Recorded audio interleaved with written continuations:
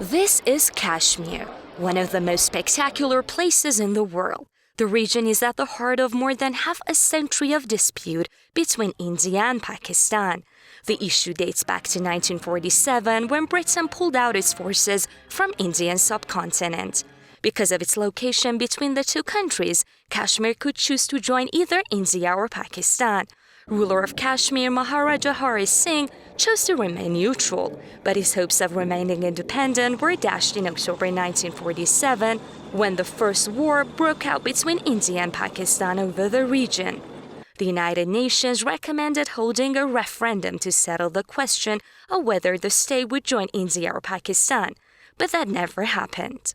In July 1949, India and Pakistan signed an agreement to establish a ceasefire line as recommended by the UN, and that divided the region. Since then, Indian-administered Kashmir has held a special position within the country historically, thanks to Article 370, a clause in India's constitution which gave the region substantial autonomy.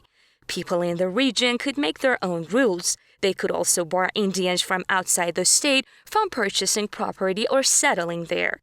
On August 5th, India revoked Article 370, effectively scrapping the 7-decade-long privileged status of Kashmir.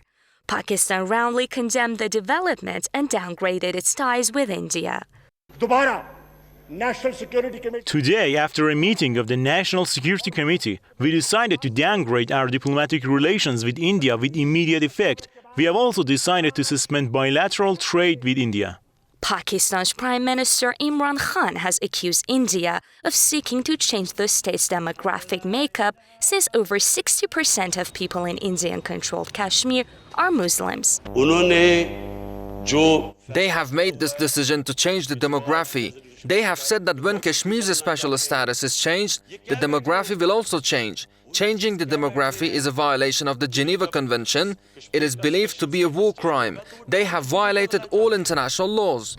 With Article 370 revoked, Kashmiris now have to abide by the Indian constitution, and people from outside the state will be able to buy property there.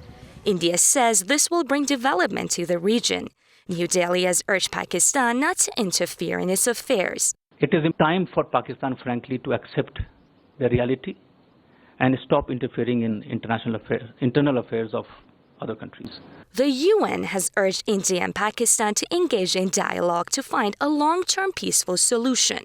But any lasting resolution to the dispute between the nuclear-armed rivals over Kashmir seems to be far-fetched, given the current deep mistrust between the two sides and the complex stage of the crisis.